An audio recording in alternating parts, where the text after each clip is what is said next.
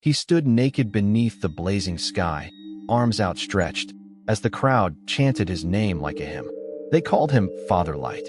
He said he was the Sun incarnate, not a metaphor, not a prophet, but the living Sun God himself. And in a remote valley far from modern law, people believed him. They gave up their homes. They abandoned their families. They knelt in the dirt and let him baptize them in fire. Some never walked again. Some never woke up. And when he promised them salvation through purification, they smiled, even as their skin blistered, even as the flames devoured them alive. This wasn't ancient Egypt. This was 2007. In a country hailed for progress, a charismatic ex-soldier convinced hundreds that the only path to divinity was immolation. And the most chilling part? They went willingly.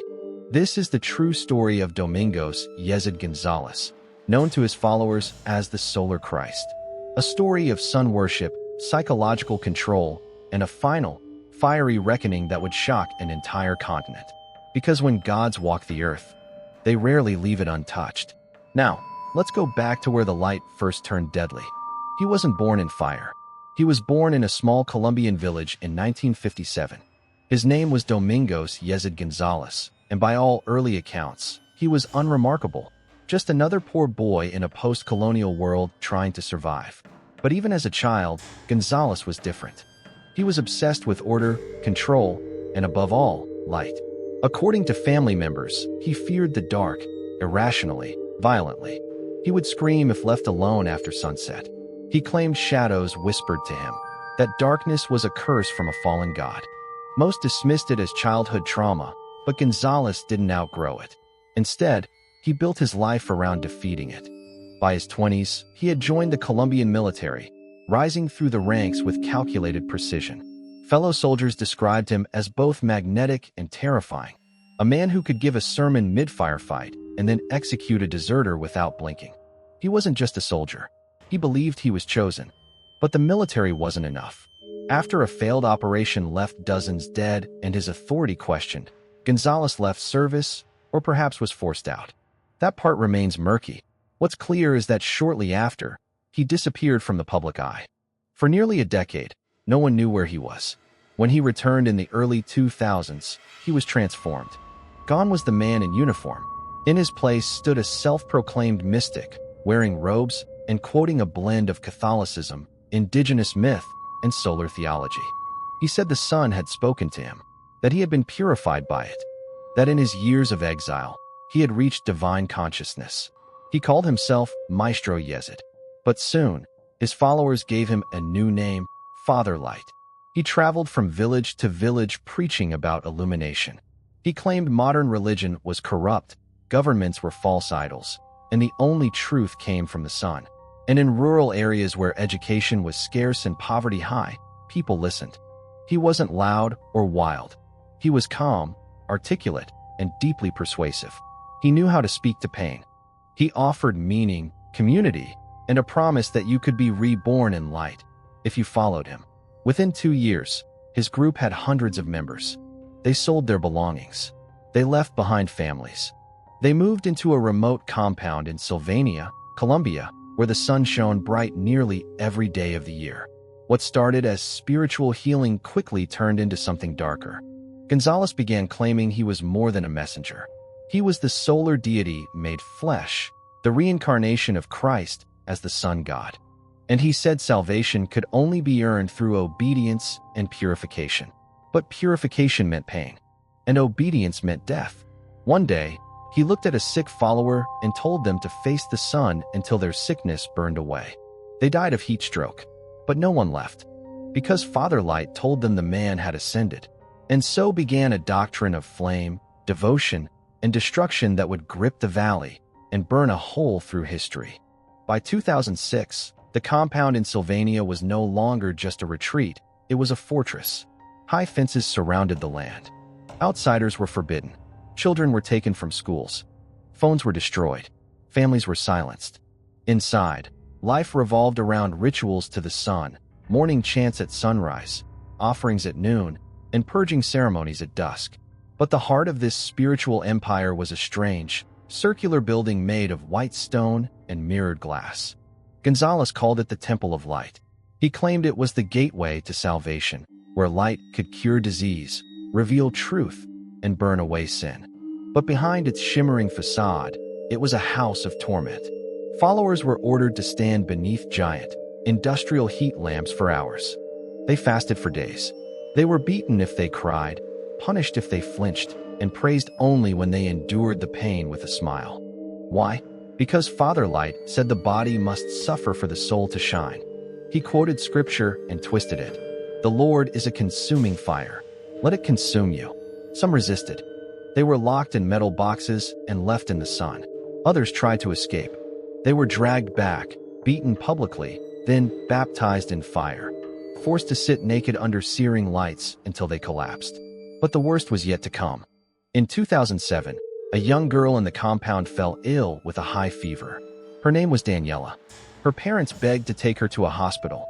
González refused. He said her illness was darkness trying to take root. He said the sun would decide if she lived or died. She was carried into the temple and laid on the floor. A ring of followers surrounded her, chanting. Mirrors reflected light down onto her pale face. She wept. She screamed. And when she passed out, González declared she had transcended mortality. He ordered a fire built in the center of the temple. That night, her body was burned. And González announced a new rite, the flame of transfiguration. He claimed that chosen souls who could not be saved in flesh must be returned to pure light. From then on, any follower who fell ill, disobeyed, or resisted illumination was a candidate for the flame. At first, it was rare, one death every few months. But as González grew more paranoid, more unstable, and more convinced of his godhood, the pace quickened. By 2008, at least 10 people had vanished. Locals began whispering. Former members tried to alert authorities, but few listened. Why? Because González had money. He had land. And he had ties to powerful people, including ex-military men, corrupt officials, and mystics from other cults in Latin America. Some claimed he was being protected. Others said no one wanted to touch a man who called himself God and had hundreds of fanatical followers. But something was changing. González's teachings were growing more extreme. He began saying the world would end unless a great sacrifice was made. He said fire alone could cleanse the earth, and that he was preparing the chosen. Inside the compound, things reached a boiling point. Children were made to fast for weeks. Women were forced into marriages with González, some as young as 14. Every dissenting voice was burned, either spiritually or literally. And still, they stayed, because leaving meant death. And belief, twisted, broken belief, was all they had left. But outside the gates, someone was watching. And they would become the spark that set everything ablaze. Her name was Lucia Mendez, and she had once been one of Father Light's favorites. Smart, devoted, a natural leader. She joined the cult in 2005 after losing her son in a car accident. González promised her healing, clarity, and reunion with her child in the light beyond. She believed him desperately. For 2 years, she rose through the ranks. She helped run purification ceremonies. She recruited others. She even helped punish those who disobeyed. But something changed in 2008. She witnessed something she could never unsee. A boy, just 9 years old, was tied to a stone slab in the Temple of Light. He'd refused to recite the sacred mantras. González called him a vessel of shadow. The boy screamed for his mother as González lit the fire beneath him. Lucia watched in silence. That night, she vomited. And for the first time in years, she felt the darkness was not inside the boy, but inside González. She began planning her escape. It took months. She memorized the guard schedules. She buried clothes near the fence line. She faked obedience.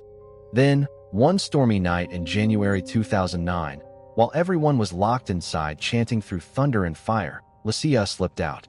She crawled under the fence, ran barefoot for miles, and finally collapsed at a roadside fruit stand, where a farmer took her to the police. At first, no one believed her. Her story sounded insane. Burning children? Sun worship? Sacrifices? But she had one thing no one else had before: proof. She had smuggled out a charred bone fragment. She had hidden photos, taken in secret with a broken cell phone. Images of burns, shackles, the Temple of Light. And she had names of the dead, the missing, the men who had helped González cover it up. Finally, authorities took action. In March 2009, Colombian federal police raided the Sylvania compound. What they found horrified even the most seasoned officers. Underground rooms stained with blood and soot-charred remains and ceremonial pits, dozens of gaunt children, barely able to speak, journals written by González detailing rituals, sacrifices, and his belief that he was the Son incarnate. They arrested 36 members, including González himself, who did not resist. When questioned, he said calmly, "I am the flame. You cannot imprison light." Lucia testified for over 12 hours. She was placed in witness protection. But the trial dragged on. Many of the followers refused to speak. Some still believed. Others claimed they were under divine orders. A few were never found, vanished into remote compounds across Latin America. González was declared mentally unfit to stand trial. He was committed to a psychiatric institution near Bogotá, where he remains to this day. But even in silence, his cult did not die. Fragments of the Church of the Sun Reborn still exist. Small communes, secret forums, strange disappearances in the jungle. To this day, there are whispers that the flame of transfiguration ceremony is still being performed somewhere. As for Lucia, she vanished 3 years later. Some say she changed her identity and started over. Others believe the cult found her. No one knows.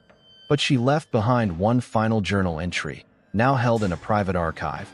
"I saw the light, and I saw the fire behind it. One warms, one devours." Father Light was never the sun. He was just the flame. And flames consume everything. If you thought this story was disturbing, just wait. What if I told you there was another cult in Argentina that worshipped human skulls as sacred telephones to God? Or a sect in Mexico where followers bathed in blood to gain eternal youth? Subscribe now, because these aren't stories you'll find in textbooks. They're buried in ash, bone, and silence. And we're just getting started.